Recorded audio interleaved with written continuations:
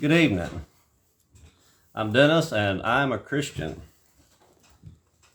Tonight we will continue with Matthew chapter 2. Matthew chapter 2.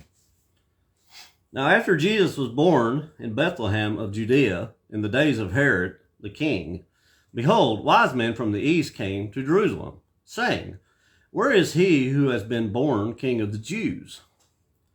For we have seen his star in the east and have come to worship him." When Herod the king heard this, he was troubled, and all Jerusalem with him. And when he had gathered all the chief priests and scribes of the people together, he inquired of them where the Christ was to be born. So they said to him, "In Bethlehem of Judea, for thus it is written by the prophet, But you, Bethlehem, in the land of Judah, and not the least among the rulers of Judah, for out of you shall come a ruler who will shepherd my people Israel." Then Herod, when he had secretly called the wise men, determined from them what time the star appeared. And he sent them to Bethlehem and said, "Go and search carefully for the young child, and when you have found him, bring back word to me, that I may come and worship him also."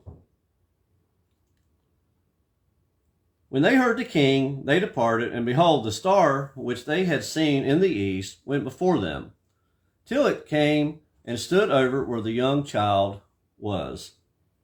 When they saw the star, they rejoiced with exceedingly great joy.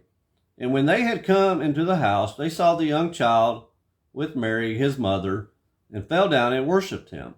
And when they had opened their treasures, they presented gifts to him, gold, frankincense, and myrrh. Then being divinely warned in a dream that they should not return to Herod, they departed for their own country another way. Now when they had departed, behold, an angel of the Lord appeared to Joseph in a dream, saying, "Arise, take the young child and his mother, flee to Egypt, and stay there until I bring you word, for Herod will seek the young child to destroy him." When he arose, he took the young child and his mother by night and departed for Egypt, and was there until the death of Herod, that it might be fulfilled which was spoken by the Lord through the prophet, saying, "Out of Egypt I called my son." Then Herod, when he saw that he was deceived by the wise men, was exceedingly angry, and he sent forth and put to death all the male children who were in Bethlehem and in all districts, from 2 years old and under, according to the time which he had determined from the wise men.